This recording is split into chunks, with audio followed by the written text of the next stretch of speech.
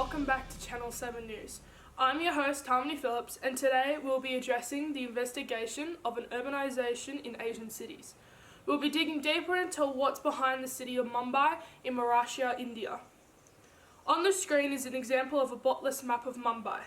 The district Mumbai is situated on the west coast of India, by the bank of the Arabian Sea, between 18 degrees 52 and 19 degrees 4 north latitudes, and 72 degrees 47 and 72 degrees 54 east latitudes. And the coordinates are: Mumbai is made of a group of several islands and is referred as the island city. These islands are Isle of Mumbai, Mezagoon, Colombo, Old Women's Island, Parel, Worli and Celestial Island. Mumbai is home to a population of 20,067,566 as of this year in 2021. The density in residential areas is about 110,000 persons per square kilometre, making Mumbai the most densely populated city of the world. Now, as you can see on the screen, there are images displaying how Mumbai has grown in urbanisation over various years, from 1973 to 2010. On the top left graph, you can see the little amount of red which is urbanising on the coastal lines. The most we can see in this image is forests and greenlands, plus a large amount of open land available for future use in Mumbai. Now, if you look at the graph on the bottom right corner in year 2010, the small percentage we have of the red in 1973 compared to now is a massive amount difference. The urban area started expanding outwards along the coastal lines soon after. You can see how it starts moving inland, spreading up north. And it also shows us the difference in how dense Mumbai's urbanisation got over those years, allowing us to see dramatic change happening in this Asian city. India is an example of a newly industrialised city. This because every year the city grows due to two major factors: natural increases in population and rural to urban migration. Natural increase of growth of the population that occurs with there are more births and deaths. Mumbai, home to over 2 million people, have a fertility rate around 2 children per woman. This has led to the population of Mumbai growing by approximately 5% year on year. This equates to 1 million extra people being born every year. Fact, Mumbai has seen its fertility rate drop from 4 in 1975 to 1.8 in 2015. This success is largely due to improved education and increased availability of contraception. Rural to urban migration in Mumbai has thousands each year. People move to Mumbai for rural areas to get away. People move to the city of Mumbai because it has a lot of pull factors.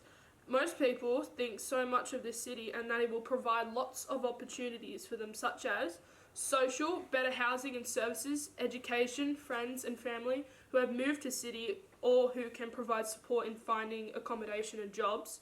Economic, more jobs and higher wages, improved healthcare, provide access to hospital and dentists, such services as water, electricity and sewage.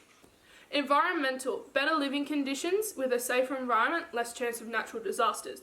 People who move think they will have a better quality of life, but cities such as Mumbai face many challenges, and a lot of people who move there are not always have the better quality of life they were hoping for.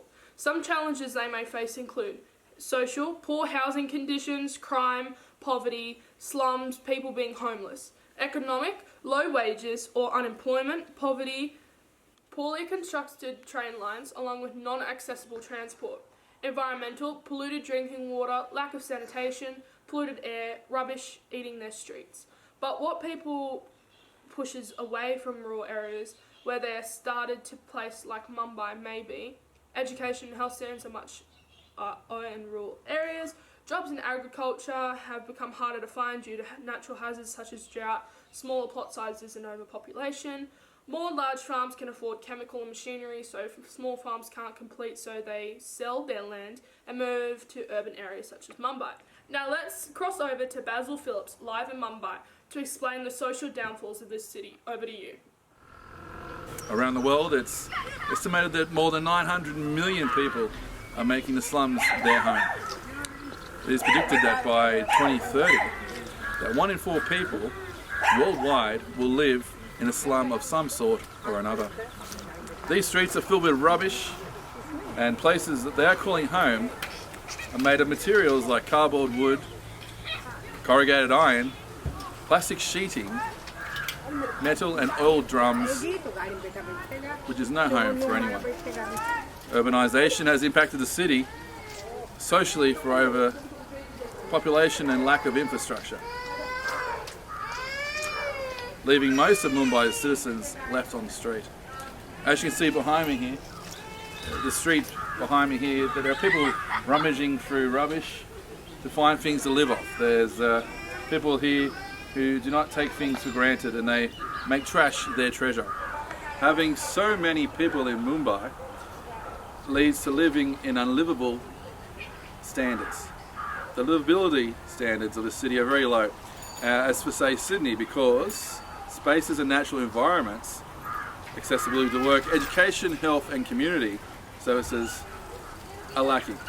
Mumbai is lacking nearly all these standards, which is not good in the long term for any large populated city. Thank you. Now moving on to sustainability.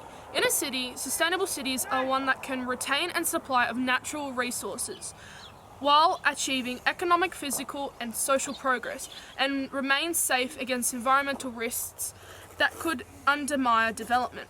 Mumbai has many problems. For example, water. For the first post, it states extreme weather events or climate change is becoming more and more evident over the years. As so, it is used as a predicament to justify poor city planning. This is exactly the case with Mumbai's annual flooding phenomenon.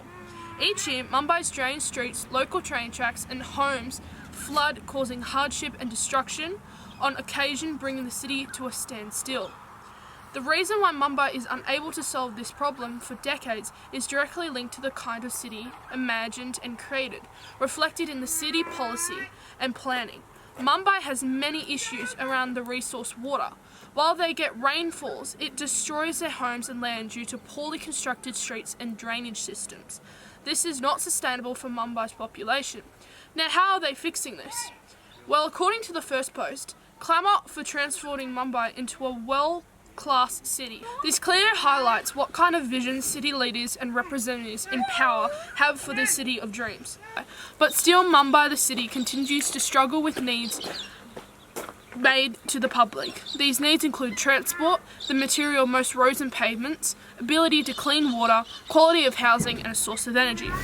This is all for today. This is Channel 7 News and I'm your host Harmony Phillips signing off.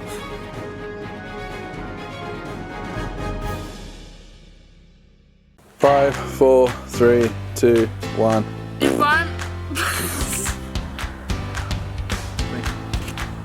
Thank you, Harmony, and I'm here today standing in the street in the largest slum state in Asia, Daraji.